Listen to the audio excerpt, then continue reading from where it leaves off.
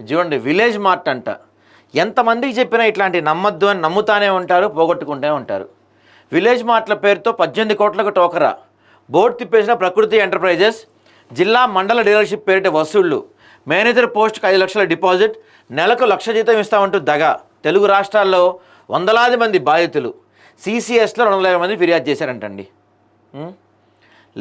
Village మార్ట్లు సేంద్రియ అంటే organic ఉత్పత్తుల పేరుతో కోట్ల రూపాయల పెట్టుబడులు సేకరించిన ప్రకృతి ఎంటర్ప్రైజెస్ బోర్డు తిప్పేసింది. తెలుగు రాష్ట్రాల్లో వందల మంది నట్టేట ముంచింది. సుమారు 250 మంది బాధితుల ఫిర్యాదుతో హైదరాబాద్ CCS పోలీసులు కేసు నమోదు చేశారు. ఫ్రాంచైజీ డీలర్షిప్, సెక్యూరిటీ డిపాజిట్ల పేరుతో సంస్థ ప్రతినిధి 18 కోట్లు వసూలు చేసి మోసగించారని బాధితులు చెబుతున్నారు.